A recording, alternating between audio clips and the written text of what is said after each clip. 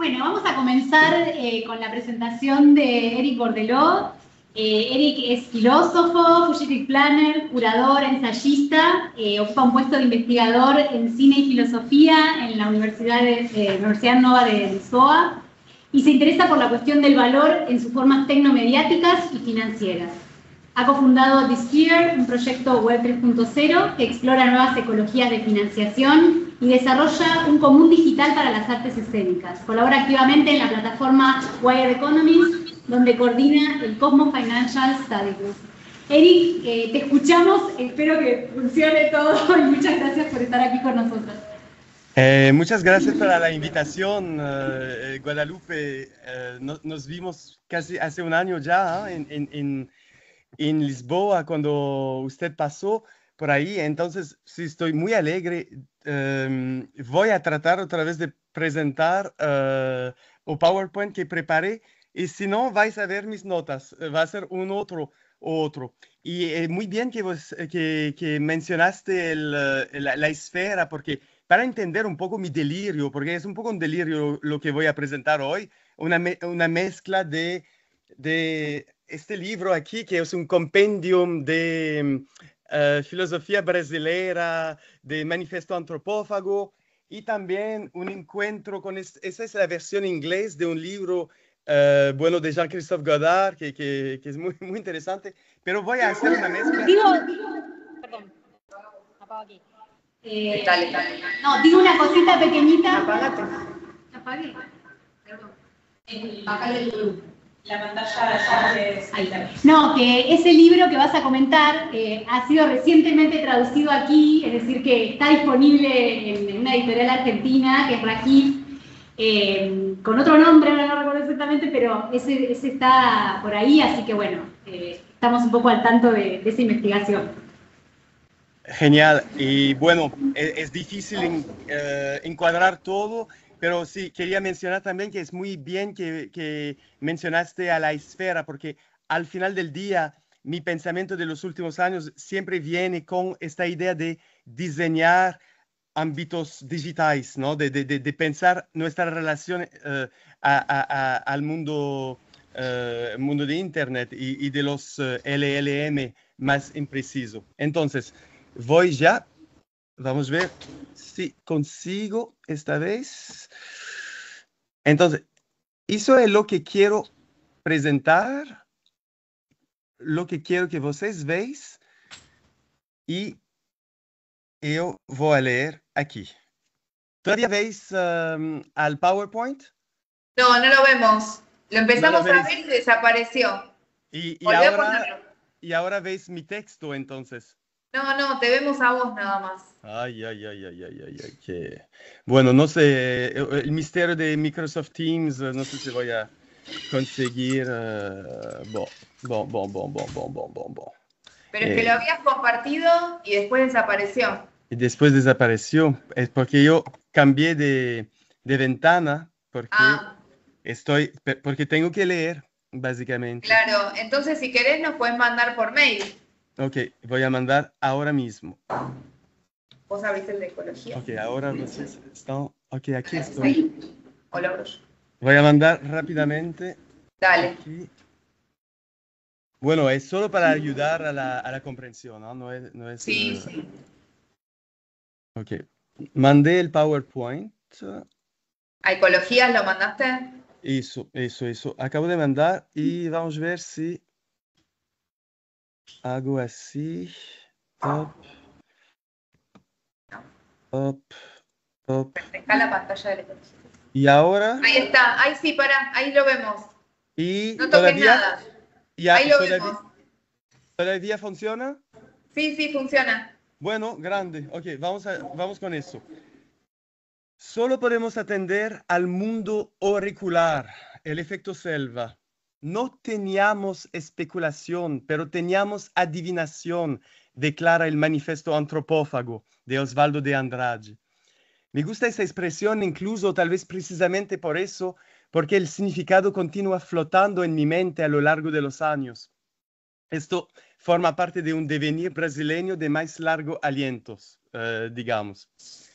Contra la especulación blanca, el cito, arte latina del control, la proyección distanciadora que los colonizadores trajeron en, cito, carabelas enteras de conciencia enlatada, sustraíble y transportable, como escribe Jean-Christophe Godard en su delicioso delirio titulado Brazuca, Negao e Sebento.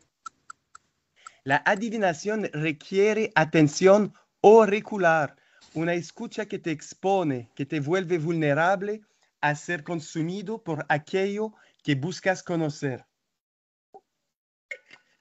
El adivino no se posiciona fuera del proceso de adivinación. No hay hedge, ninguna posición protegida desde donde observar.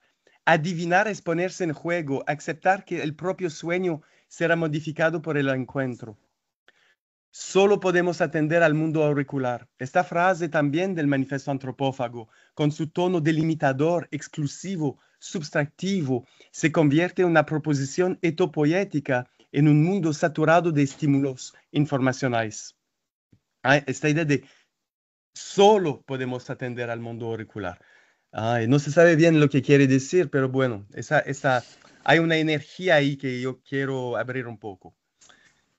Para efectos de esta presentación, interpretaré estas notas auriculares y adivinatorias como parte de una práctica de poda que participa, pruning, que participa en lo que el Thomas Nail llama ética del gasto cinético. Y vamos a ver ahora aquí. ¿Podéis ver la citación del Thomas Nail? Sí, perfecto. Perfecto, grande. Entonces, la ética del gasto cinético es una inversión completa de la ética de la vida. La inversión cambia la relación de una de acumulación y instrumentalización recientes a una de pérdida y generosidad. La muerte no es una parte desafortunada de la vida, en cambio la vida es una parte de la muerte que se reproduce a sí misma, no para vivir, sino para morir y ayudar a otros a morir. Es una tesis bastante provocativa del Thomas Nail. Esa poda, digamos, quinotopológica y etopoética puede ser entendida aquí en resonancia con la práctica de agroflorestría sintrópica, diviniendo en lo que Ana Luisa Braga llama poéticas florestales, como práctica crítica o postcrítica. Aquí es un libro que descubrí unos días atrás y me gusta mucho. Y dice, el manejo agroflorestal, los procedimientos que invocan el pulso vital en determinado ecosistema, incluye la poda y la tala de árboles y de plantas cuyos ciclos vitales llegaron a su fin y que pasarán a nutrir los microorganismos del suelo con su materia corpórea. Al tomar parte en esta relación metamórfica con el mundo, que es una citación de las Tengers, estos modos de cultivo asamblearios requieren la consideración de una compleja red de composiciones y descomposiciones tróficas. Bueno, eso es un poco el marco que yo voy a explorar. Bear with me, como se dice en inglés.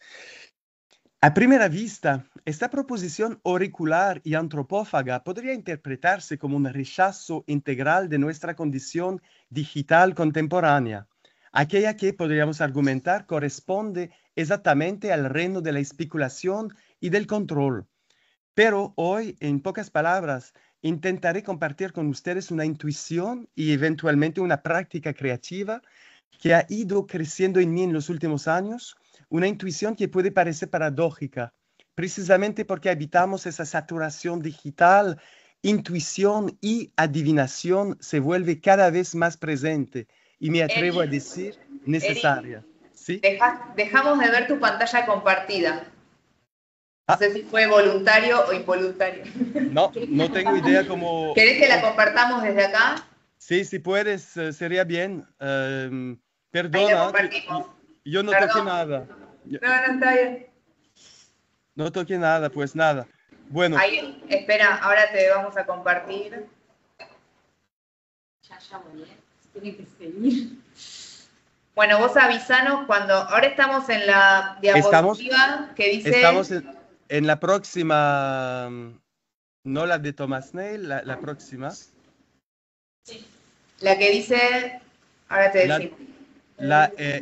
Un altar Un altar que se coma. Un altar que se coma. Ok. Voy siguiendo. La próxima Sí, citación vos va a ser seguí. la de... Ok.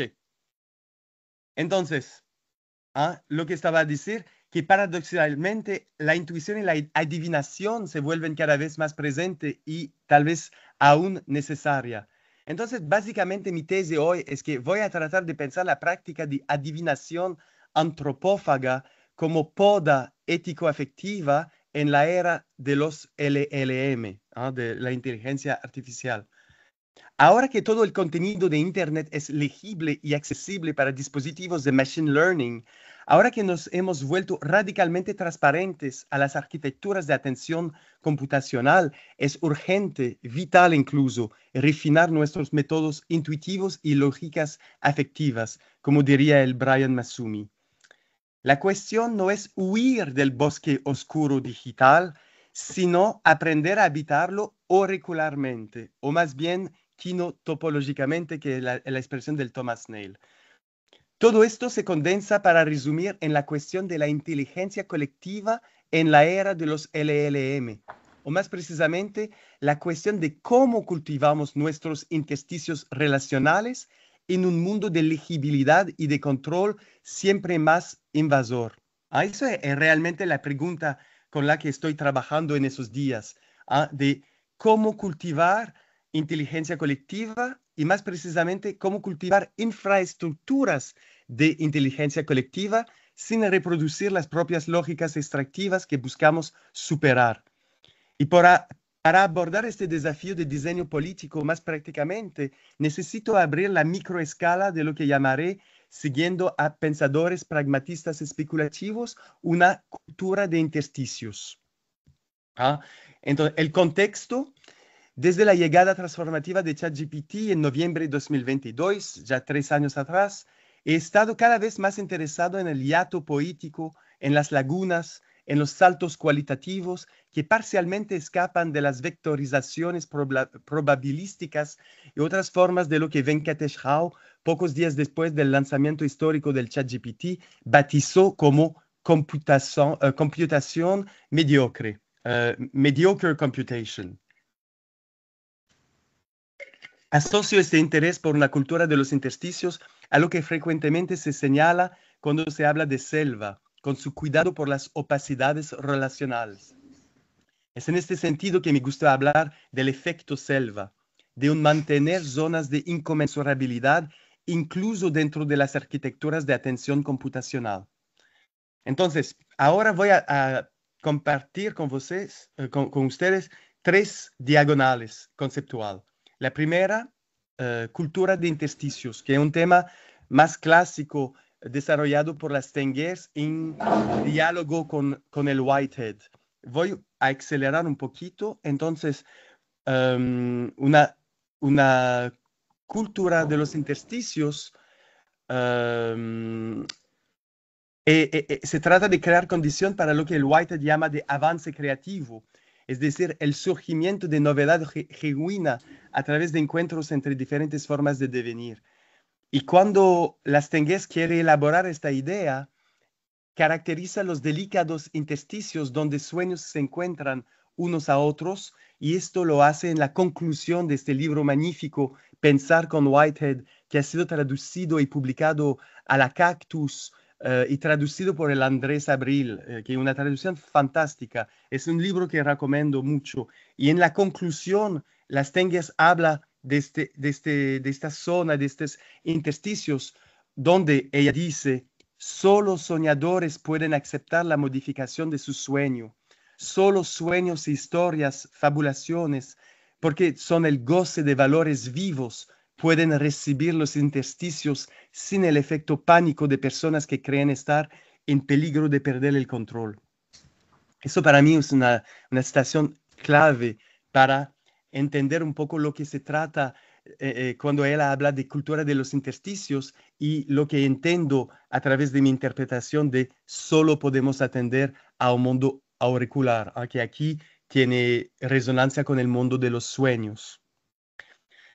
En el contexto de LLM y de computación a escala planetaria, estos intersticios pueden conceptualizarse como sitios donde la inteligencia colectiva emerge en formas que resisten o simplemente escapan de la captura unilateral como datos por media estadísticas.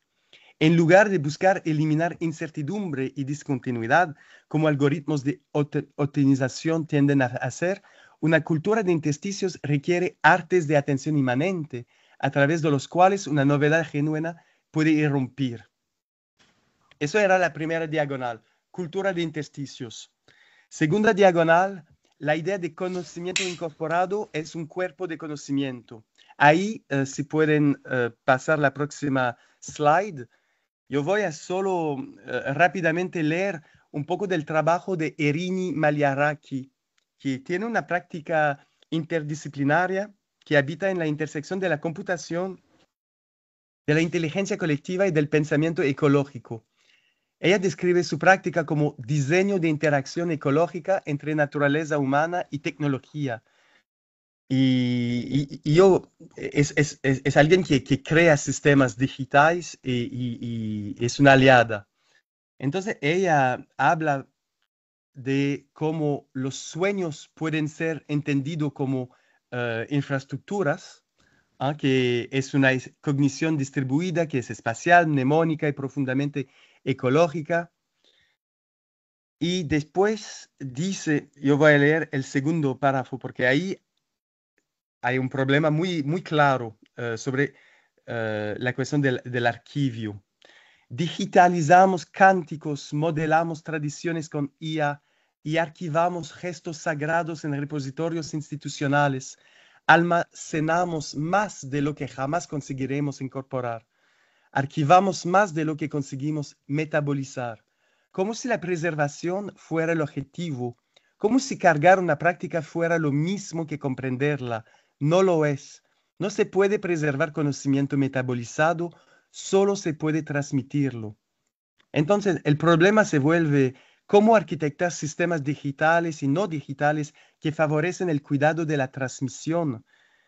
Y bueno, ya espero, yo sé que es un poco delirante porque voy muy rápido, pero ahí ves que si ponemos el problema de esta perspectiva, vemos la idea de la poda como una de las técnicas que son al servicio de una transmisión y no de un archivar, no de un almacenar, que es siempre el problema con los sistemas digitales. El modo en que nos podamos, el modo en que nos transmitimos, ahí se juega la cuestión central de la inteligencia colectiva. Y ahí, con el Science Lab, un grupo de pesquisa-creación de Montreal, estamos desarrollando el concepto de anarquivamento, unarchiving. Y voy a tratar de volver sobre este tema al final de mi presentación. Tercera diagonal, la idea de ventana de contexto en arquitectura de atención. Técnicamente, podéis pasar a la próxima slide, por favor. Técnicamente, la ventana de contexto, context window de un LLM, un Large Language Model, es la cantidad máxima de información que el modelo consigue mantener en mente al mismo tiempo durante una interacción. Se mide en tokens, que son aproximadamente palabras o pedazos de palabras. Para tener una idea, el primero ChatGPT tenía ventana de más o menos 4.000 tokens y ahora estamos hasta más de 200.000 tokens con el Claude. Cuando la ventana queda llena, información antigua necesita ser descartada para dar luego lugar a la nueva. Es un límite arquitectural de atención. Define cuántos elementos pueden estar simultáneamente disponibles para relacionamiento mutuo en una única prehensión computacional.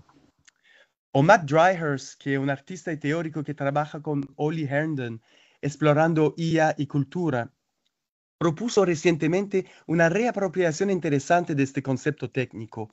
En una conversación sobre arte post-IA publicada en Art Review, él sugiere, eso normalmente es la citación que vos estén, y si lo que estamos creando ahora entre nosotros fuera considerado una ventana de contexto compartida, reapropiando el término para la cantidad de información que un LLM puede mantener en mente en una vez.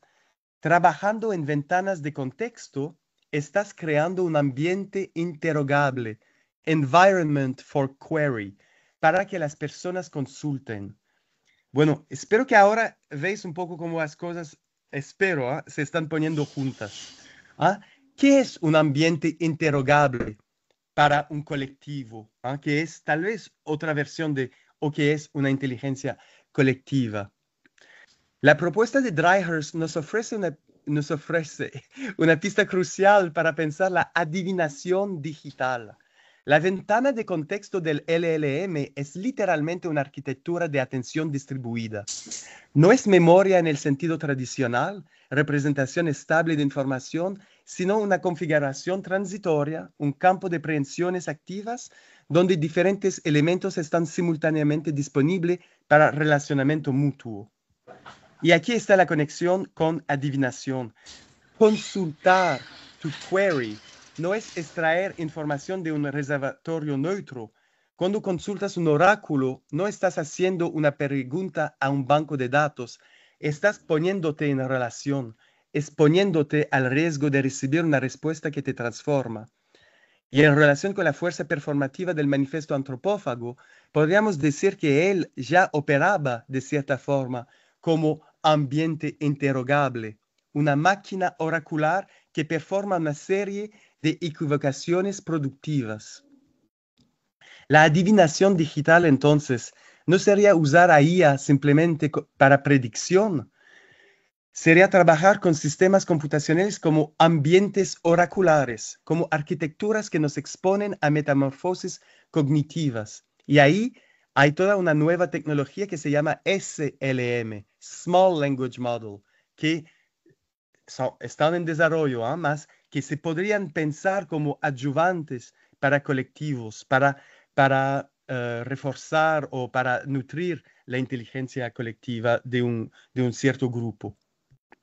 La ventana de contexto es literalmente uno de los delicados intersticios donde sueños se encuentran unos a otros.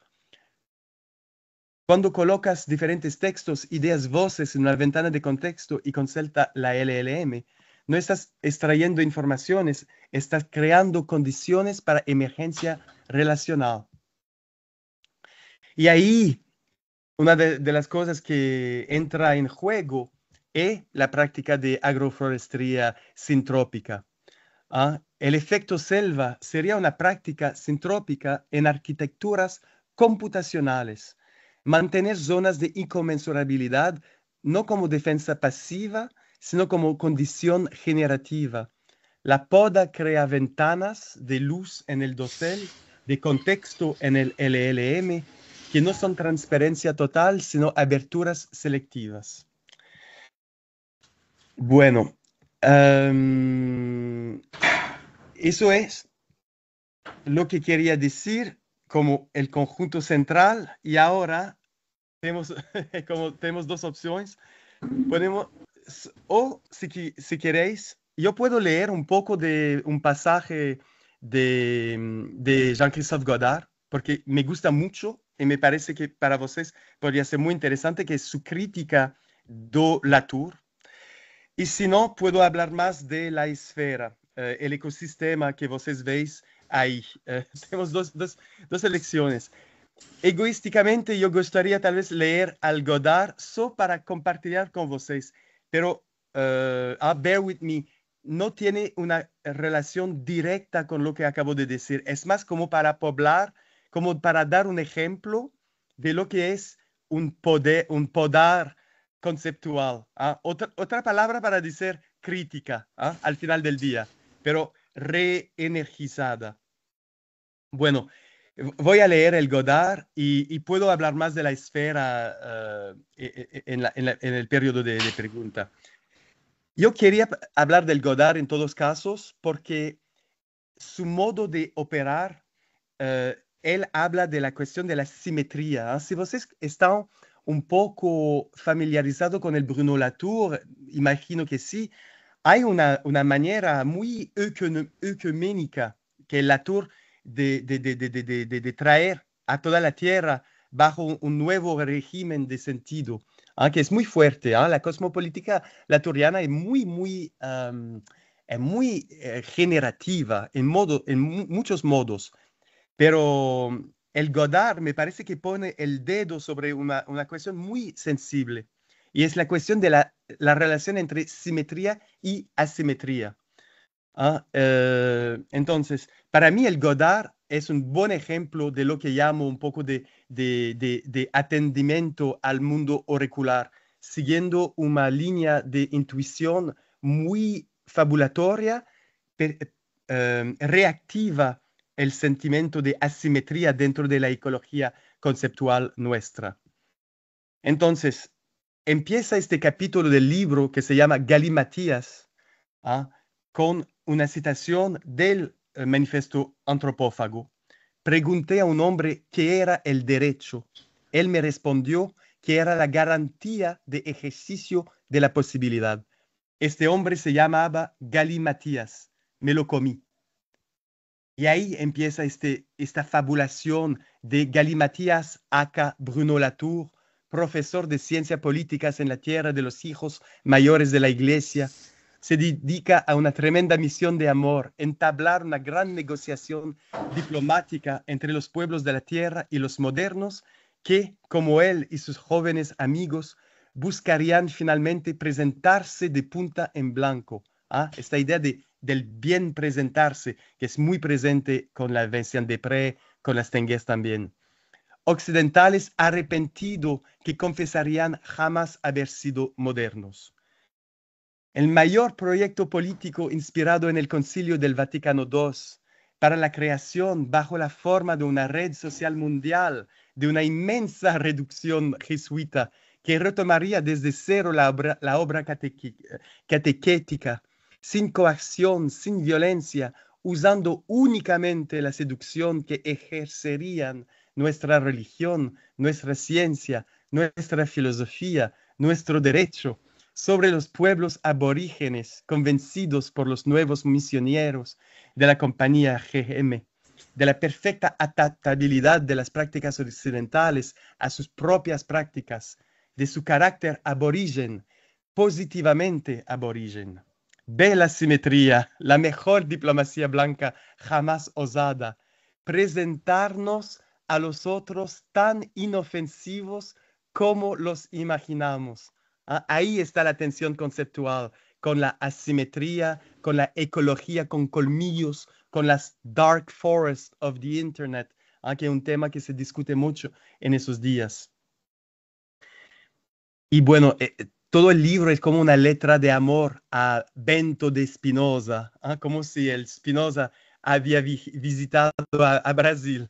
Entonces ahí está hablando al Bento de otra vez, y ahí dice que ahora la condición de sostener firmemente en la mano, religiosamente en la mano, el instante presente, aquel mismo en que morimos juntos ahora, tú y yo, mi Bento, morimos juntos.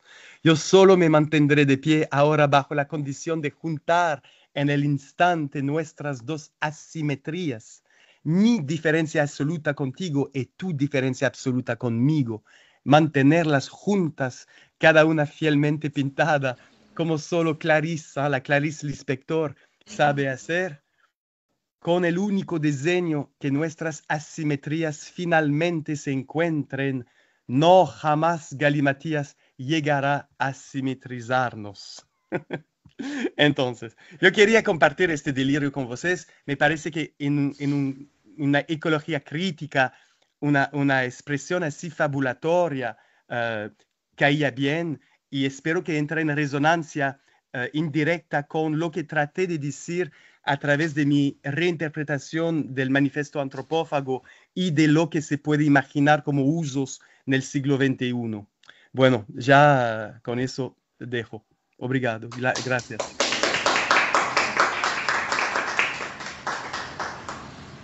Bueno, muchas gracias, Eric. Vamos a pasar a la presentación de Hortensia y luego vamos a hacer la ronda de preguntas luego de la segunda presentación. Te agradezco muchísimo. Vamos a escuchar ahora a Hortensia Castro. Hortensia es doctora de la Universidad de Buenos Aires con orientación en Geografía y magíster en Políticas Ambientales y Territoriales. Es profesora en las facultades de Filosofía y Letras y Agronomía en la Universidad de Buenos Aires, docente de posgrado en la Maestría de Políticas Ambientales y Territoriales de la Facultad de Filosofía y Letras y la Maestría en Desarrollo Rural FAUBA. Sus líneas de investigación se desarrollan en torno a procesos de mercantilización y patrimonialización de la naturaleza, narrativas e imaginarios geográficos, conflictividades socioambientales y riesgo ambiental. Entonces, Hortensia, te escuchamos. Bueno, entonces les decía, traigo acá para compartirles una investigación que está en curso, así que eso, estoy empezando esta exploración que tiene que ver, pensando en la convocatoria de este coloquio, de pensar aproximaciones con relación a la crisis ambiental. Mi mirada está centrada en las relaciones humanos y animales y en particular en la producción de fauna y de lo que se conoce como fauna cinegética. Esto es la fauna, suena súper raro que tengo que contar, de fauna producida material y simbólicamente con relación a la práctica de la caza deportiva en espacios rurales. Y sobre todo lo que trabajo es cómo esa práctica, que es una práctica histórica en espacios rurales, viene siendo reconfigurada como servicio turístico, como turismo cinegético. Turismo cinegético, según las entidades de turismo, se define como una práctica deportiva recreativa sobre la fauna silvestre practicada en entornos naturales. Pero ahí hay un montón de elementos para en sí mismo también trabajar y problematizar. Bueno, mi inscripción institucional es en el Instituto de Geografía, de aquí de Filo UBA, dentro de un grupo que se llama Ruralidades, Ambiente y Cultura, que venimos trabajando puntualmente en este último tiempo sobre procesos de mercantilización de naturalezas y culturas en el campo y, como decías antes en la presentación general, con procesos de patrimonialización que tensionan esas mercantilizaciones. Mi aproximación conjuga algunas cuestiones relativas al campo de la geografía y lo que se dan llamar las geografías críticas latinoamericanas particularmente y la historia ambiental. Lo que trabajamos, pero acá puntualmente busco trabajar son algunas preguntas geográficas y me detengo un poquito acá porque estoy en tierra de filósofos, entonces ¿cuáles son las preguntas geográficas? Las preguntas geográficas tienen que ver con, desde las geografías críticas fundamentalmente, con la mediación espacial de los procesos. ¿Cómo media el espacio? Y esto problematizado de maneras muy distintas respecto de procesos socionaturales, podríamos decir en principio. Y básicamente estas geografías críticas lo que se busca es cómo esa mediación se instituye en formas de control, ¿no? O sea, cómo a través del control del espacio se controlan personas, faunas, mercancías, informaciones, etc. Y hay diferentes ejes de problematización de eso, ¿no? Uno, que es lo que voy a traer acá puntualmente para poner en juego, es la producción de la escala. Ayer Diego justamente traías el tema escala con esta distinción entre artefacto e infraestructura y sobre todo decías, la infraestructura tenía la potencia de pensar en clave escalar, sobre todo en relación con los extractivismos. Bueno, algo de eso entonces me interesa recuperar. Cuando hablamos de producción a escala, básicamente lo que estamos hablando es la producción de la extensión, ¿no? Del tamaño de la extensión de procesos, de fenómenos. Entonces, eso es lo que busco trabajar como forma de problematización y como estrategia de indagación en términos de potencia analítica. Otras preguntas geográficas respecto a esa mediación espacial tienen que ver con problematizar la incidencia de la distancia, ¿no? Cómo se construye lo próximo a lo distante, la cuestión de la diferencia geográfica, ¿no? Cómo se construye esa tensión entre homogenización y diferenciación espaciales. Esas son como algunas de nuestras preguntas para pensar la mediación espacial del proceso. Y centralmente la cuestión va por ahí en términos de problematización, y lo otro también que pongo en juego son algunas cuestiones que trae la historia ambiental, como un campo relativamente reciente, desde el campo de la historia, pero que lo excede. Y fundamentalmente lo que me interesa desde la historia ambiental es traer su discusión respecto de las estrategias narrativas, ¿no? En este doble rol de las narrativas, ¿no? En nuestras investigaciones, la narrativa como aquel objeto, las narraciones producidas por actores, y entonces prestando atención a que función cumplen, qué fuerza tienen esas narraciones, pero también entendiendo nuestras investigaciones como narraciones, ¿no?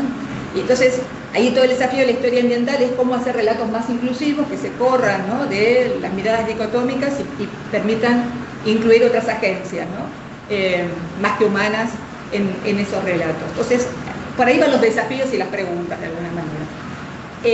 Ahora pasamos a la siguiente.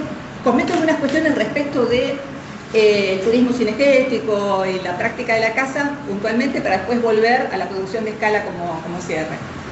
Necesitaba ir hacia esto concreto para volver después hacia... Esta es la parte no filosófica mía, claramente. Bien. Puesto puse algunas notas iniciales sobre la práctica de la casa deportiva en zonas rurales. Digo, reconocer que es una práctica de extensísima tradición en todas las zonas rurales, digo, del norte global, del sur global, que sigue siendo defendida como actividad económica, en términos de lo que genera, y más ahora en esta reconversión como servicio turístico, pero también se la defiende como cultura. Y ahí hay toda una cuestión para pensar en clave de género también que me parece interesante. Como también viene siendo reinventada recientemente como turismo cinegético, como de alguna manera se amplía y al mismo tiempo se normaliza respecto de ciertas discusiones sobre la casa al reconvertirla en turismo cinegético. Esto tiene que ver con nuevas formas de territorialización del capital en zonas rurales, en relación con procesos de turistificación, de apropiación de tierras, incluso pensando en Argentina puntualmente, dentro de lo que es el régimen de incentivo a las grandes inversiones de este gobierno, en donde el turismo entra como uno de las actividades a ser promocionadas, subsidiadas, incentivadas, y en algunas provincias, por ejemplo en las provincias yo trabajo bastante, Entre Ríos, tiene su propio régimen, ¿no?, de incentivo a las nuevas inversiones, en las que uno de los hitos es el turismo cinegético puntualmente, ¿no? Entonces también pensarlo en este contexto de nuevas formas de territorialización del capital. Y también en este último tiempo, sobre todo post pandemia, lo que viene generándose son una serie de conflictividades situadas con relación a esa práctica, fundamentalmente por parte de ciertos colectivos en defensa de derechos de los animales, respecto de la crueldad animal, también respecto de problemas de contaminación. Hay ciertas formas de práctica de la casa deportiva que generan contaminación de aguas, porque se siguen utilizando, por ejemplo, municiones de plomo. Entonces hay una serie de agentes con una variedad de discursos que vienen cuestionando y vienen instalando esto como problema en la agenda pública en algunas, particularmente provincias de Argentina. Sí, pasamos a la siguiente. Y cómo vengo trabajando, les comento un poco qué vengo trabajando y después, como les decía, cierro con escala. La pregunta que vengo trabajando es esto, ¿no? ¿Qué dispositivos median en la producción de la fauna cinegética, en la producción material, simbólica de la fauna cinegética? ¿Qué normalizaciones contribuyen a constituir o a reproducir? Y al interior de eso, bueno, mirar esto, ¿no? ¿Qué relaciones humanos-animales entre humanos conllevan, producen, qué disputas, resistencias generan? Y en principio, la hipótesis es trabajar las regulaciones estatales como uno de los dispositivos centrales. Y esto es más exploratorio, no digo que sea la única, pero en principio estoy entrando por las regulaciones estatales que median en la producción. Ahí hay algunas imágenes, ¿no? El modelo Safari, que es el clásico, la estancia San Huberto, el coto San Huberto, que es el primer coto en Argentina, que es el coto emblemático, el territorio de La Pampa es el lugar pionero de la casa deportiva en Argentina. En La Pampa. En La Pampa, el territorio nacional de La Pampa, sí, ese es el primer coto, con introducción de especies europeas, ¿no? Europeas y asiáticas, antílopes, ciervos, jabalí y faisanes, ¿no? Lo que ingresa a principios del siglo para constituir el primer coto. Y la imagen de abajo a la derecha tiene que ver justamente con este debate en torno a discutir la caza no como turismo, sino como práctica cruel, ¿no? Si quieren... Si estoy yendo demasiado rápido, esto lo paso como manera de ponernos en contexto, pero si no me dice, bueno, una mesa rápida. Es una mesa rápida, es como una mesa que dice, termine. No, si voy muy rápido, pero quería después, sobre todo, dedicarle un poco más de tiempo, más tranquilo, a volver a la cuestión de la escala. No, solamente 3 notas en torno a estos ejes, ¿no? Regulaciones, normalizaciones y disputas. Una nota respecto de las regulaciones estatales, nacionales, que se inscriben dentro de leyes de conservación de fauna, ¿no? O sea, no hay una ley de caza, hay leyes de conservación de fauna silvestre que plantean que la fauna silvestre debe ser protegida y hay excepciones. ¿Cuál es la excepción? La caza deportiva, la caza comercial y la caza vinculada a demandas más educativas o científicas, ¿no? Entonces ahí se vuelve clave justamente cómo se construye esa excepción. Esto es, por qué ciertos animales se instituyen como plaga y por lo tanto no deberían estar protegidos y ser pasibles de ser objeto de la caza. Es interesante, no lo voy a desarrollar, es otro tema, toda la trayectoria de cómo se define ese objeto de regulación, cómo se inicia respecto a una definición de lo silvestre como aquello que está que es exterior a lo humano, que está con poca o nula influencia humana, a incorporar todas las discusiones en torno a lo nativo, no nativo, lo exótico, y instituir la plaga en relación con esa condición exótica, que eso tiene que ver sobre todo con exótica invasora, ¿no? Sobre todo con la última ley, que es del 21. Otra cuestión, y después esto lo retomo cuando trabajemos a escala, es mirar cómo esas regulaciones nacionales son procesadas provincialmente, y ahí hay mucho de la configuración, sobre todo productiva, provincial, incidiendo en qué animales van a ser plaga para poder ser objeto de la práctica. La regulación instituye una forma de explotación, que son los cotos de caza, ¿no? Que es un tipo de explotación que permite confinar a los animales y con eso, de alguna manera, asegurar la obtención de los trofeos. Los animales se interesan en tanto trofeo, en tanto, por ejemplo, los cérvidos, en tanto astas, cantidad de astas, cabezas, pieles, etc.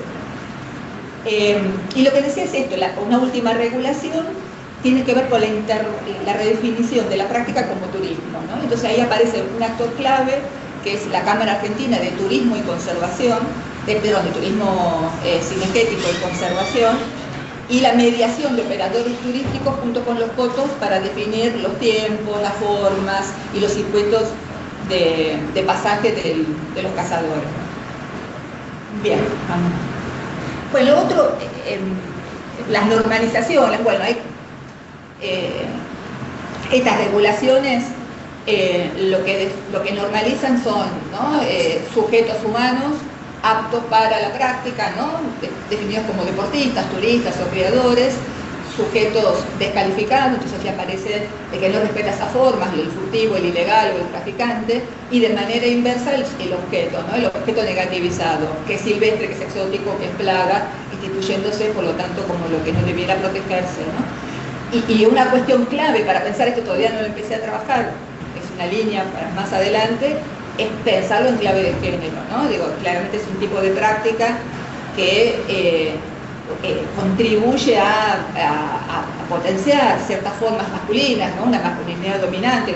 Las imágenes ahí, es un género en sí mismo, las imágenes de la caza, ¿no? Con varones, con rifles, ¿no? Sometiendo a los animales, pero como también hay algo de lo que está súper oculto, invisibilizado, que es el lugar de las mujeres también como objeto, ¿no? Todas las redes de prostitución vinculadas a los circuitos de caza es una cuestión que acontece y no aparece problematizada en ningún lugar. Sí, por favor.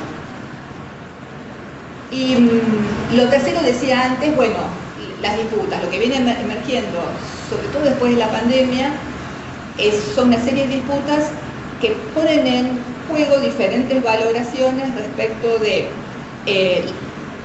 la definición de cierta fauna como plaga, respecto de qué, respecto fundamentalmente de las actividades productivas, ¿no? Las actividades agrícolas, ¿no? Entonces allí emergen ciertos actores, como decía antes, sociedades rurales fundamentalmente como actores centrales para llevar a que cierta fauna sea definida como amenazante y por lo tanto considerada plaga. También aparece esta otra valoración vinculada al carácter de trofeo de la fauna, el valor cinegético, y todo esto siendo disputado por un riesgo, y ahí lo puse ecológico pensando en los múltiples sentidos de lo ecológico que se tiene poniendo en juego con estos diferentes agentes, ¿no? Donde aparecen algunos más vinculados a la defensa de la animalidad y el bienestar animal, otras más vinculadas al riesgo ecosistémico, como ciertas especies son plaga para otras especies no humanas.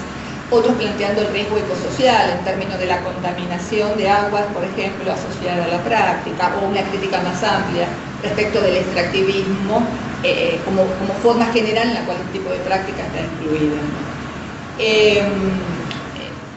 Vengo analizando algunos procesos judiciales en torno a estas tensiones. Ahí están citados dos, una vinculada a la discusión de la práctica de la caza mayor, de caza de fauna mayor, con jauría de perros en la provincia de La Pampa, que es algo que está instituido, regulado, permitido en La Pampa, y otra conflictividad que también se viene disputando judicialmente en torno a la caza de aves en las provincias de Santa Fe y Entre Ríos, que aquí es interesante, porque acá lo que aparece definido como plaga, habilitando la temporada de caza, ya no son especies exóticas, sino especies nativas, ¿no? Vuelvo sobre esto después para pensar un poco también en la agencia animal. Y ahora vamos a ir a la última, no sé cómo estoy, 16. Bueno, entonces acá vuelvo a producción de escala. Decía antes, ¿no? Cuando problematizamos escala, sobre todo estamos pensando la extensión de un fenómeno. Y nos parece que para pensar en clave ecológica, los extractivismos, la escala es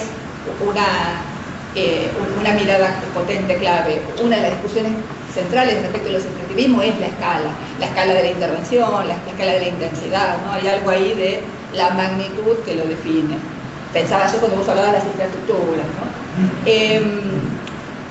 La discusión central viene por corrernos de esta mirada llamada técnica o cartográfica de la escala, que la define como una extensión preexistente, ¿no? Como una extensión fija y sobre todo jerarquizada piramidalmente, ¿no? Esto de esta la escala internacional o global, la nacional, la provincial, la local, y que los actores parecieran que están encerrados en esas escalas, incluso todas las narrativas que fortalecen esas miradas, ¿no? La de los actores globales como los actores que son más fluidos y pueden tener movilidad, los actores locales como los actores que solo resistan o se adaptan, ¿no? Y toda una narrativa escalar respecto del supuesto confinamiento que tienen actores. Bueno, esa mirada predeterminada y fija de la escala viene siendo discutida en clave justamente de las geografías críticas para ser pensada como producto de actuaciones y como medio para esas actuaciones, ¿no? Es esta idea que la escala no existe, sino que es resultado y es instrumento de idea de medio.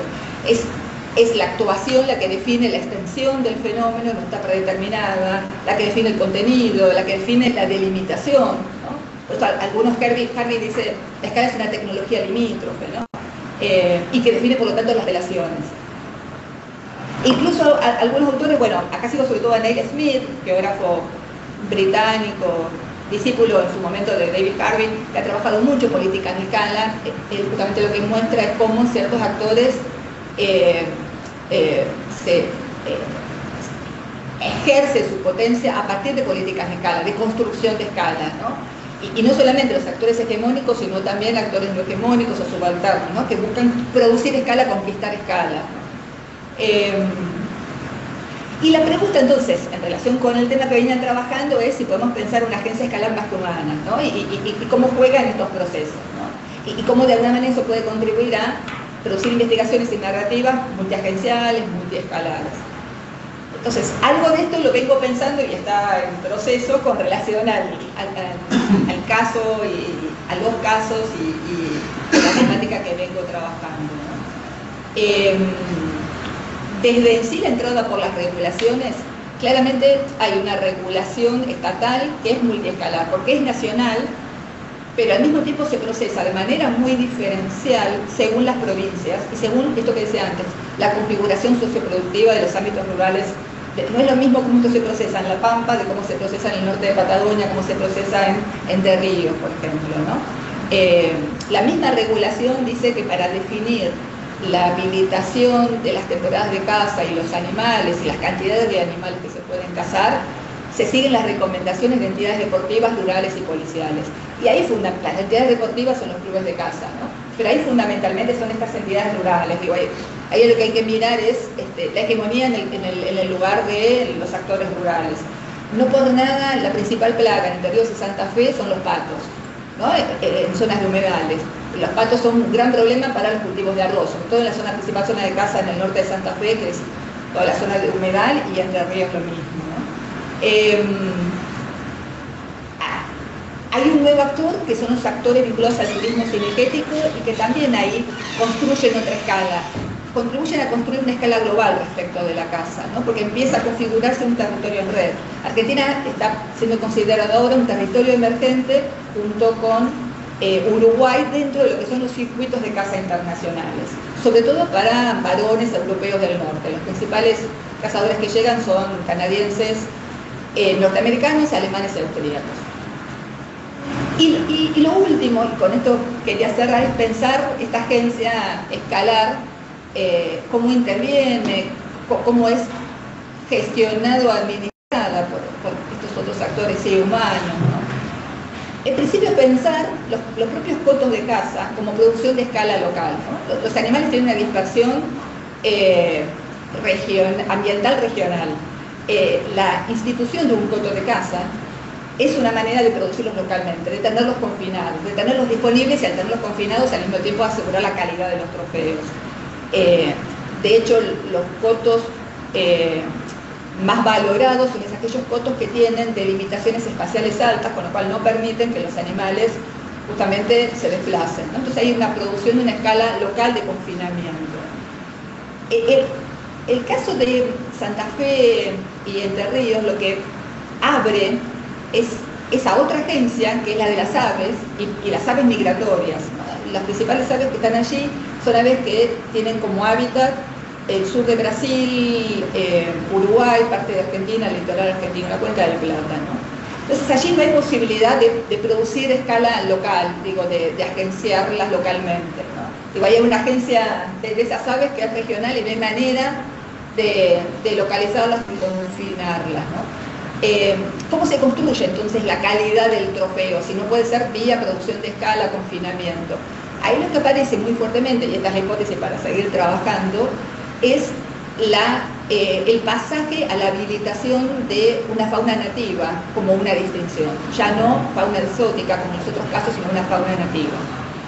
Y ahí opera muy fuertemente la Cámara de Turismo Cinegético, produciendo informes que hablan del sobrepoblamiento de aves nativas, ¿no? Porque esta es una cuestión que viene siendo discutida obviamente por los actores, por diferentes organizaciones de defensa de los animales, que decía recién, que lo que hablan, dicen, cómo no se puede permitir la caza del patrimonio natural. Bueno, la respuesta es, lo que estamos mostrando es que están sobrepoblados, no hay riesgo, podemos cazarlos, la especie se mantiene.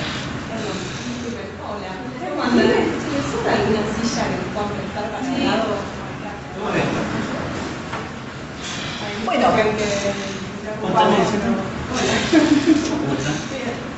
no sé, 4 o 5. pero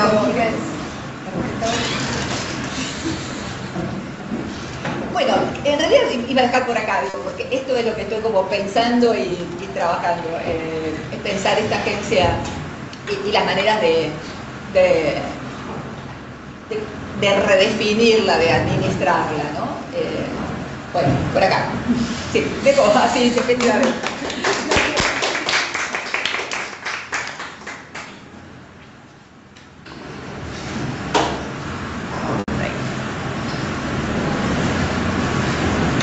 Bueno, abrimos entonces ahora espacio de preguntas. Si alguien, yo tengo preguntas, pero si no... Empezamos. Empiezo yo. Bueno, tengo varias preguntas, voy haciéndolas de a poco quizás.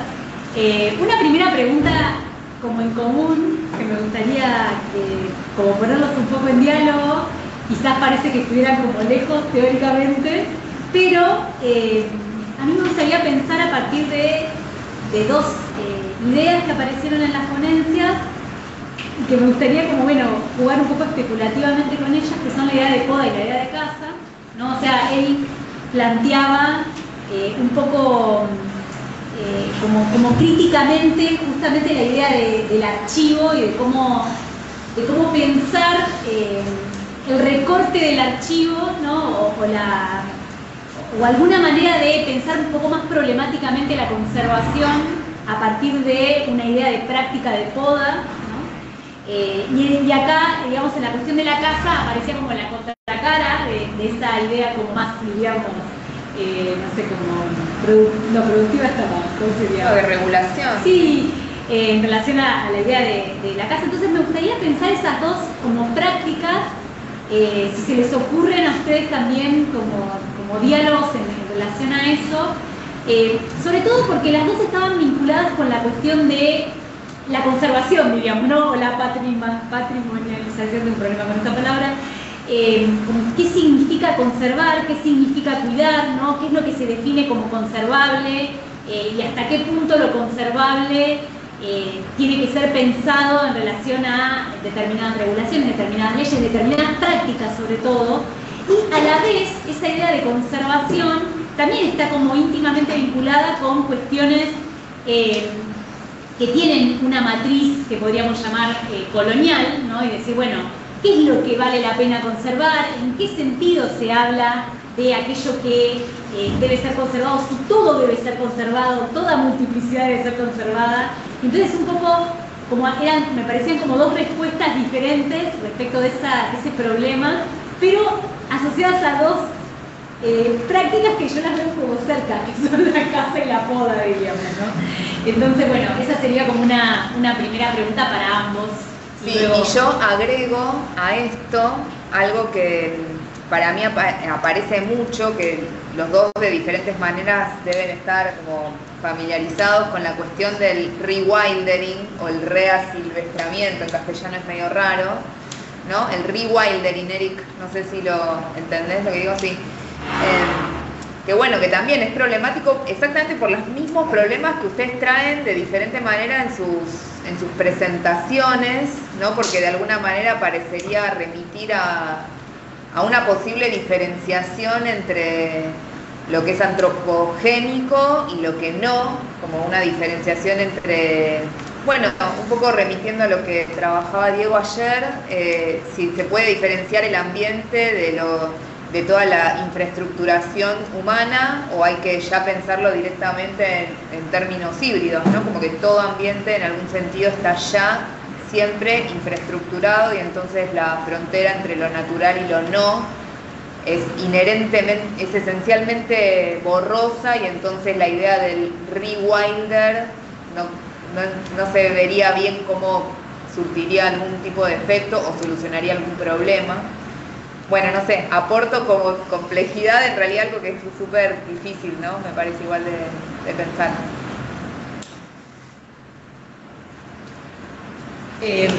A ver, ¿los empiezo? Dale. Sí, No sé, muchas cosas me quedé pensando, y lo voy a seguir pensando, digo, tan solo son como unas primeras ideas. No sé si cabe en lo que planteaba Eric, pero a ver, lo primero, cuando escuchaba tu pregunta, que me surgía era respecto de qué debe o cuánto debe ser.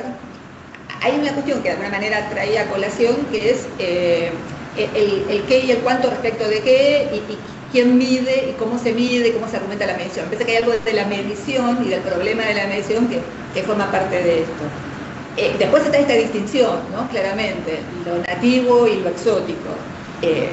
Toda la discusión del rewilding nos trae ese tema, ¿no? Hay algo de estatus de lo nativo, debiera ser protegido, y dos cosas me ocurren respecto a eso, y vuelvo a la cuestión de los animales, pero la introducción de exóticas en Argentina tiene 130 años, digo, ya hay un ecosistema que se ha configurado en torno a esa presencia. Entonces decirlo que esto es exótico, y además el pasaje, el trasvase de eso mismo a las poblaciones humanas, digo, estamos problematizando el humano, no problematizamos el animal, hay algo ahí político que me parece como clave. Y cuando hablabas del rewilding pensaba en toda la discusión que hubo con la posible introducción del ciervo de los pantanos en Formosa, ¿no? Y que había estudios que decían nunca hubo ciervo de los pantanos allí, y cómo la Fundación Rewilding de la Argentina acusó a los investigadores respecto de estar mintiendo.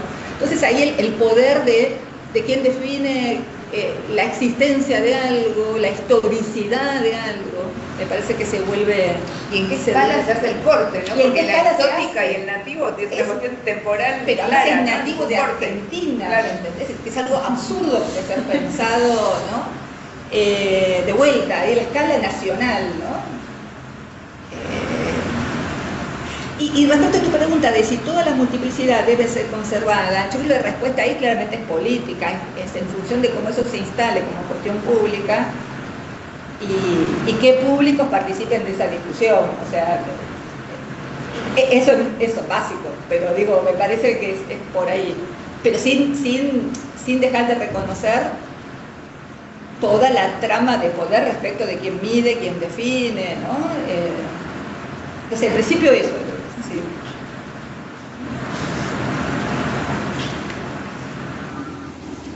¿Me escuchas? Sí. ¿Me escuchas? Sí, perfecto. Bueno, buenísimas preguntas. Esta conexión alrededor de la cuestión de la conservación y de la poda del archivo. Me gustó en la presentación de Hortensia el cuidado sobre la cuestión de la escala, que ahí hay tal vez una manera de entrar en el asunto de escalas, supone mediaciones de diferentes tipos y como acaba de decir, mediciones, mesuramientos, no sé cómo bien decir. Sí, mediciones. Y esos grados de mediciones son súper importantes para cuando se integra la dimensión económica, digamos, ¿no? Entonces, imagina en el mundo digital, todo viene por definición medidos, mesurado, ¿no? En diversos términos. En fin, ahí yo pondría la atención sobre la cuestión de la mediación de las escalas en las que intervinimos y por eso hablaba ahora mismo, si yo vuelvo a lo que presenté, la cuestión de LLM, de Large Language Model, abarcan toda la producción digital de la humanidad, toda la producción histórica digital de la humanidad. Hay muchas cosas que escapan, pero todo lo que fue integrado online está. Y ahí jugar con la escala del SLM, de los Small Language Model, pone una serie de preguntas sobre small cuánto, ¿no? Pequeño cuánto.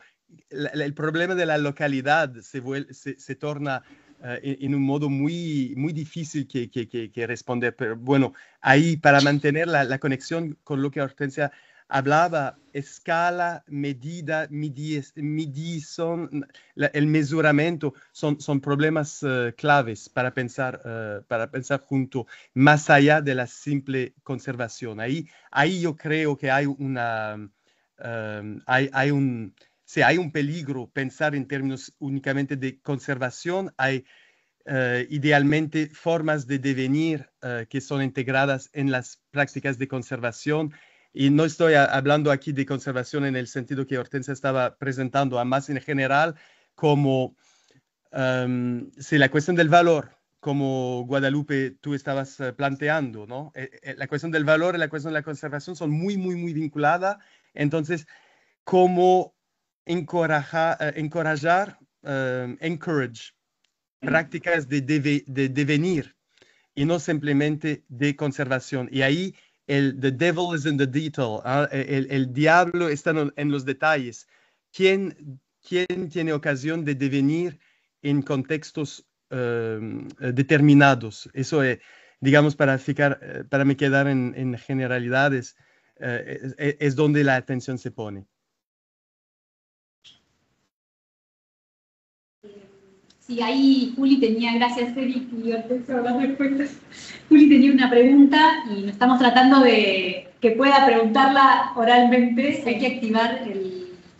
A ver si lo puedo hacer yo. Pero no la veo. Acá. ¿Detrás no vos? Sí. Me parece que no va a tener cámara. Juli, ahí te activé cámara y micrófono. Deberías poder hablar. ¿Querés probar? Sí, hola. Gracias, perdón, intenté escribirla, pero creo que no tenía mis ideas ordenadas, así que, bueno, les pedí si podía hablar. Bueno, muchas gracias Eric y Hortensia por sus presentaciones. Me quedé pensando en algo que creo que también las acerca un poco, que tiene que ver con la cuestión ética. En el caso de Eric, bueno, pensaba en la dimensión material de esa infraestructura digital y de lo que supone la posibilidad de la adivinación digital. Entonces me daba curiosidad si, digamos, tienes alguna reflexión respecto de esa materialidad densa, extractiva, que sostiene también la posibilidad de las LLM. Y creo que ahí hay una cuestión ética como que se desata, ¿no? También, sobre todo para no pensar en términos, no sé si decirlo así, pero de un tecnofix, cuando se habla sobre todo de esta idea de la inteligencia colectiva y demás. También como algo del orden del vocabulario, ¿no? Como, bueno, eso por un lado, y en el caso de Hortensia también pensaba si hay algo en esta investigación que estás llevando adelante que implica también una interrogación ética sobre este tipo de prácticas cinegéticas, ¿no? Y cómo eso se vincula, ¿no? Sobre todo a la hora de preguntarte sobre esa agencia escalar más que humana, cómo se vincula con estas formas de vida, ¿no? También porque muchas veces las regulaciones no tienen en cuenta eso, ¿no? La vitalidad de la que se está discutiendo, porque el orden del derecho es un orden demasiado humano. Entonces, bueno, no sé, como reflexiones sueltas, mezcladas con preguntas, pero muchas gracias. Bueno, puedo responder rápidamente al elefante en el cuarto, porque si se sabe bien que, Olia, yo espero que lo que presenté no era como una apología de la tecnología o que parecía ser un tecnofix. Es solo que está aconteciendo y hay cosas que hay preguntas que se tienen que plantear. Idealmente, como se mencionaba la otra parte de la pregunta antes, del rewilding, hay en este momento una construcción de una infraestructura que se justifica como guerra mundial, ¿no? La guerra, the arm race for AI, una guerra armada para AI. O va a ser Estados Unidos o va a ser China, y la infraestructura que se está poniendo en marcha es enloquecedora. Son centenas de centrales nucleares que quieren construir para los data centers. Entonces, hay eso. ¿Cómo se contrarresta eso? Se opone. De un modo u otro tenemos que resistir, pero ¿cómo? Y ahí el rewilding de plantear esas preguntas un poco delirantes de, ¿se puede hacer divinación auricular colectiva usando la tecnología, planteando una escala más pequeña de comunidad, en lugar de tener individuos solitarios contra una mega estructura poseída por los pocos? No hablé de eso directamente, pero es eso que yo tengo en mente, cómo empoderar comunidades y crear infraestructuras alternativas dentro del marco del posible y al menos resistir un cierto sueño de lo que la AI podría hacer. Pero mira, ahí sí, otra palestra, otra presentación tendría que ser únicamente sobre el costo ecológico demencial de la construcción de los centros de datos en este momento. Sí. Bueno, gracias Juliana por tu consulta. Sí, claramente emerge en algunos actores una cuestión ética respecto justamente de la vida animal, ¿no?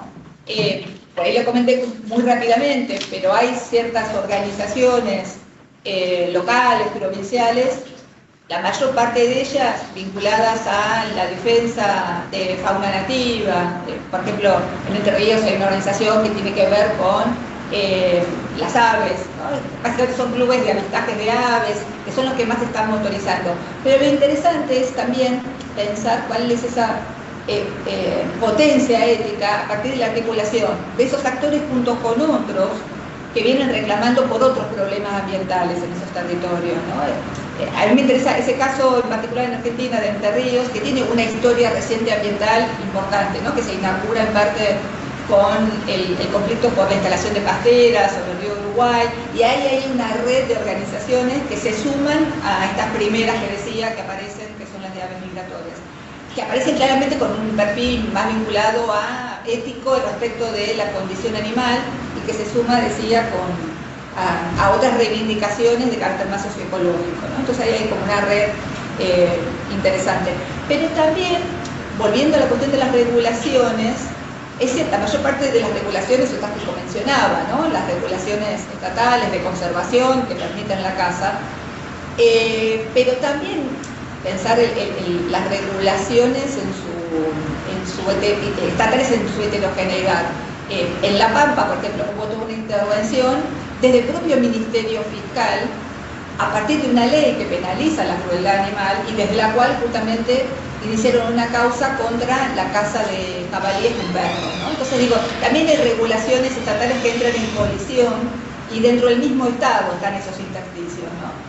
No solamente por agentes no estatales o por fuera del Estado. Principio de orden. Gracias.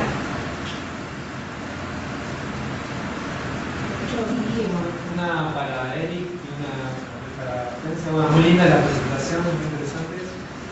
Para Eric me quedé pensando en la noción de inteligencia colectiva, que me parece que está buena para pensar, y bueno, hay muchos modos de entender la inteligencia colectiva. Bueno, un poco mi pregunta va por ese lado, si pudieras ampliar la noción en la que estás pensando en inteligencia colectiva. Por lo que entendí, lo que la caracteriza es la distribución del ambiente, pero bueno, hay muchas formas, incluso la idea de General Intellect que va a trabajar con él es una forma de inteligencia distribuida materialmente del entorno, pero hay algo particular de esta inteligencia colectiva en la que estás pensando que se diferencia de las máquinas y del modo de observación que las máquinas tenían respecto a los conocimientos de los humanos. Eso por una parte, y en qué tipo de escala operaría esa inteligencia colectiva. Porque otra vez es el problema de... El problema del empoderamiento. Hablaba recién del empoderamiento de comunidades que no jueguen en esa gran escala. Ok. El problema es si desconocemos el hecho de que los cables interoceánicos no pueden jugar en otra escala más que como cables interoceánicos, por ejemplo, ¿no? Es decir, el cable interoceánico no puede, por su propia definición, tiene que atravesar el océano, y la masa de producción y de mantenimiento y de minero para ese cable interoceánico no puede ser otra que la que tiene, ¿no? Lo que puede hacer es, bueno, conectar continentes a nivel de internet. Entonces, digo, ahí, trabajar materialistamente sobre las constricciones técnico-materiales para pensar esa escala de empoderamiento, ¿no? Que efectivamente son reales, porque es difícil pensar proyectos de una escala intermedia, ¿no? Algunos están destinados al fracaso desde el inicio, otros no. Un poco es más fácil pensar a laboratorio y decir, bueno, usemos los equipos que tenemos de inteligencia artificial para el bien y no para subir fotos a Instagram, ¿no? Ese es un modo que dice, bueno, no, esta es la escala adecuada, porque Grato en un punto está diciendo eso, pero usémosla de otro modo en la escala adecuada. Bueno, eso y para Hortensia, bueno, re interesante la cuestión conexión escala de extractivismo, que nosotros venimos pensando en el grupo este último año. Así que viene re bien el tema de la geografía, después te voy a pedir datos sobre el libro que presentabas, el de Bingero, que estabas ahí. Y no, ahí pensaba en que el dictado de la escala gobierna, ¿no? Es un poco lo que se hace. Totalmente. El que coloca la escala gobierna las condiciones de lo que sucede en ese ambiente. Y bueno, lo que se genera ahí también es el ambiente mismo, porque la delimitación de lo que es el ambiente, un poco por lo que contabas en el caso, implica acercamiento de movilidad de animales, ¿no? Es decir, el ambiente no es algo que está dado, sino que es algo que está construido materialmente, pero por elementos técnicos que, por ejemplo, impiden que los animales se vayan y demás. Bueno, eso, me gustaría pensar eso, ¿qué estrategias hay para acercar ambientes, delimitarlos? Sí, ¿no? ¿Querés empezar vos, Eric? Puedo. Me alegra mucho que la presentación después de la pausa va a ser General Ecological Intellect, ¿no? Y estoy muy curioso porque creo que hay muchas resonancias aquí. No entendí tal vez todo de la pregunta, pero lo suficiente creo para responder un poquillo. El problema de la inteligencia colectiva resurge después que se habla tantísimo de la inteligencia artificial, ¿no? Y de las modalidades por las cuales se produce esta inteligencia artificial o los modelos de machine learning. Inteligencia artificial no quiere decir mucho. Hay muchas diferentes técnicas para producir lo que se llama inteligencia artificial. Pero en fin, del lado de la inteligencia colectiva hay mucho que decir, pero bueno, yo aquí en Porto Alegre estoy parte de un congreso cósmico de ecología de las prácticas, al mismo tiempo que ustedes están parte de ecología crítica. Y se habló ayer, perdona para mi portuñol, se habló de cosmopolítica, ¿no? Como una de las maneras en los últimos años en la que se reabrió la cuestión de la relacionalidad y de la pluralidad de mundos, pluralidad de inteligencia, pluralidad de percepción del mundo. Y una cosa que volvió, la idea de la cosmopolítica tiene muchas aceptaciones, ¿no? Y me gusta mucho la versión de Stengers, de la Isabel Stengers, que pone el énfasis sobre la incógnita composicional, sobre lo que no se sabe, lo que no se conoce entre los mundos que se encuentran. Y ahí la diferencia entre una inteligencia colectiva selvática, florestal, que deja espacio para las opacidades, para los espacios los intersticios de emergencia, y la inteligencia mediocre o artificial, que es integralmente una cuestión estadística. Y ahí, no para menospreciar la estadística, porque es impresionante lo que revela de nuestros usos de lenguaje. Ahí se tiene que preservar una capacidad de wonder, de en frente a esas nuevas tecnologías, pero se quedan prácticas estadísticas. Entonces, la cuestión de la inteligencia colectiva, para mí, lo que estoy buscando es usar un paradigma florestal, un paradigma salvaje, entender mejor a lo que se quiere decir y ver un poco cómo nos entramos por ahí. Sería una respuesta así un poco general, pero bueno, que hay un mundo para explorar ahí, y me quedo bien curioso de escuchar a la próxima. Yo voy a quedar para la próxima. No voy al Congreso Cósmico, ahora me quedo aquí.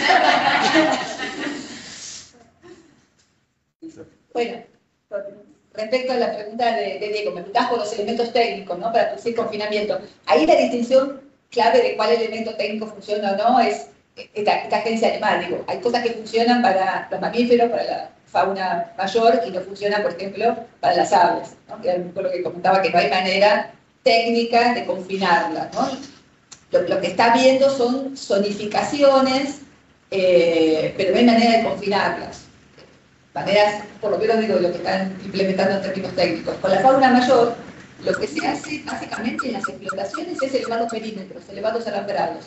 De hecho, la regulación de la Pampa tiene tipificaciones de cotos que define la calidad de los animales y de los trofeos según la altura del alambrado, ¿no? Alambrados incluso algunos con eléctricos, 2,50 metros por lo general para confinar los animales.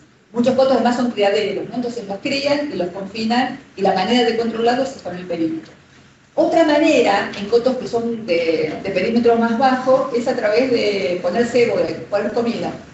Es algo que está prohibido por la regulación, pero es asegurarse que el animal esté en tal momento, en tales lugares, a través de los cebos. Me pregunto si cuán técnico es eso, pero es una... No, sí, eso, estaba pensando en qué materiales hacen para que... Sí, fundamentalmente los alambrados. Los alambrados y la elevación del alambrado, en algunos casos eléctrico. Y el otro es ponerles comida, para asegurarse que estén allí, que estén disponibles, al interior del coto, ¿no? Perdón, en relación con esto, ¿un parque nacional puede funcionar como un coto? Y de alguna manera lo está haciendo, porque de hecho también hay un tema en parques nacionales, eso es lo que no me metí, es todo esto dentro de los parques nacionales. Pero también hay especies que obviamente están desplazándose, han fugado o han sido liberadas. Muchas veces hay cotos que no logran sostener la administración del predio y lo que hacen es abrir y se libera. Y ahí empieza el sobrepoblamiento de zonas cercanas a partir de esa liberación. Y entonces es un tema en los parques del sur, pero en el parque del Palmar también, ¿no? Con los jabalíes, con los ciervos, con los antílopes. Y ahí hay una casa regulada. Y la distinción entre la protección de lo nativo y lo exótico es más fuerte. Sí, lo que preguntaba específicamente porque estaba leyendo el otro día un artículo sobre que se abría el coto de caza en Parque Nacional de Borgoña. Claro, exacto. De jabalí. Pero para ciertas especies, claro. Sí, exótica, se explicaba a partir de eso, pero mi pregunta es eso, de repente un parque nacional que está destinado, fondo, dedicado al cuidado de una cierta área, se transforma en coto de caza, de producción de cierto animal que sea exótico, obviamente con fines turísticos y de explotación de eso. Y de preservación de los nativos, porque ahí está planteado como una estrategia de preservación de la fauna nativa. Exactamente. Esa Bueno, es si lo defienden el enmascaramiento de... De vuelta aparece esta distinción de valoración entre lo nativo en ciertas circunstancias y los parques aislados. Sí, y la situación de poner una persona con un rifle dentro del parque nacional, si fue solamente fuese a cazar jabalí. El riesgo además que... Bueno, ahí hay toda otra esfera que también para trabajar, que estoy trabajando, que es todo lo que está regulado pero no se cumple y sucede, ¿no? Desde lo que decía de la prostitución hasta la caza de lo permitido y lo no permitido. Las habilitaciones instituyen tal cantidad de animal por temporada, que no se respetan tampoco, digo, ahí hay como un margen súper variable de fuera de la norma.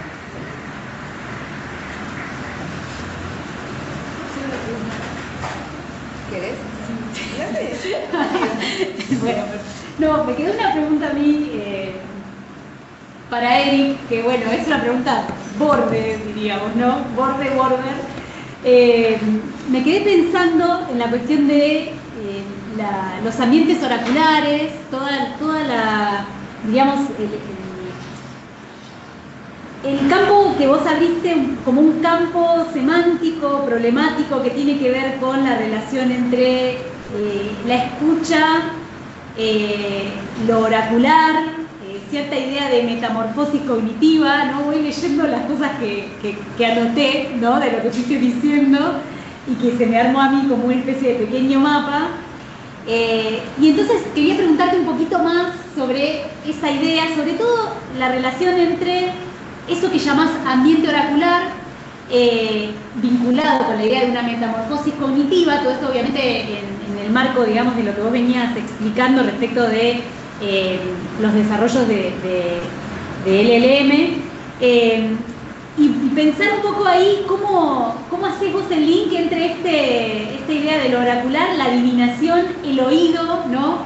Y también la antropofagia, o sea, el oído y la boca, como que hay una serie de cuestiones que, bueno, no las tengo como bien armadas ni articuladas, pero que me parecieron sugerentes y me interesan a mí especialmente, y entonces quería pedirte ampliar un poquitito esta parte. Olha, então, para mim oracular no manifesto antropófaga no é oracular como uma não é oracular no sentido normal, é oracular Auricular. auricular, que sugiere oído. Por eso estaba a jugar un poco sobre esta idea que solo podemos atender a un mundo auricular, a un mundo que se puede escuchar, o un mundo fino de las trazas finas, no sé, a un mundo que no se puede dominar por la mirada, por ejemplo, ¿no? Como la especulación, hay muchos tratados que se habla de que viene un cierto tipo de especulación viene a través de los estudios de la perspectiva, ¿no? De la fundación de la modernidad, cosas de este tipo, ¿no? Pero no tengo, yo uso esta referencia con máxima poesía porque me gusta toda esta filosofía antropófaga, me gusta el rewilding que presupone, me gusta la diferencia entre especulación y adivinación, aunque el Osvaldo no la explica. ¿Ah? Entonces tenía mucha libertad para abrir lo que podría significar. Lo transformé en ambiente, environment for query, ambiente interrogable, que no es exactamente lo que él tal vez estaba apuntando. Pero en fin, todo eso porque hay una diferencia cualitativa al final del día entre un extractivismo puro, duro, de economía productivista, capitalista, y lo que sería una ecología con colmillos, es decir, una ecología con muchas pluralidades capaz de se defender contra el régimen extractivista. Y ahí yo veo la necesidad, ahí la polémica con el Latour, que sería toda otra pregunta, toda otra conversación. Gracias para me dejar abrir esta ventana, aunque no la podía refinar mucho, pero hay una cierta idea ecuménica en el Latour de nos integrar todos en un nuevo marco, y ahí el Godard abre la perspectiva de asimetrías combatentes, localizada, plural, y que parece más cerca de lo que quiere decir entrar en alianzas con formas no occidentales y de diversos tipos de expresión. Y ahí está esta parte un poco más guerrera, feral, digamos, me interesa personalmente. Y para completar, digamos, toda esa reflexión viene de años de exploración de la tecnología blockchain para empoderar pequeños colectivos. La esfera es una ecología de financiamiento alternativo para los artes performativos, y ahí se juega con el fuego, en el sentido que se juega con el fuego de una tecnología que puede tornarse hipercapitalista, es una tecnología de creación de activos, pero en un cierto momento hay que se enfrentar con la cuestión del financiamiento y de modos de financiamiento alternativos. Y de ahí que entro siempre más en una perspectiva así pluralista, como decir, no agresiva, pero afirmativa, que pretende menos definir los buenos modos de se presentar y que entra más en el undercommons, en el subcomunes. Porque con el Latour, con las Tengues, especialmente con la Vincent Desprez, que sé que es muy popular ahora en Sudamérica, pero hay una fixación sobre las buenas representaciones, los modos de se presentar, que, oye, me gusta la Desprez, es solo que yo hice un postdoctorado con las Tengues, la Desprez la conozco bien, y hay un momento en que se civiliza mucho el modo de se relacionar con los no humanos, y yo ahí estoy más cerca de un Masumi o de un Undercommons, donde hay una relación un poco más estética, visceral. Estos son casi gustos personales, pero ahí yo encuentro aliados en el Godard, en el Osvaldo de André. Son cuestiones de sensibilidad a un cierto momento. No, ovviamente yo gusto de la cosmopolítica laturiana, stengesiana y despreciana. Es solo que aquí sí, hay ajustes que agradezco poder hacer en un ámbito como el nuestro ahora.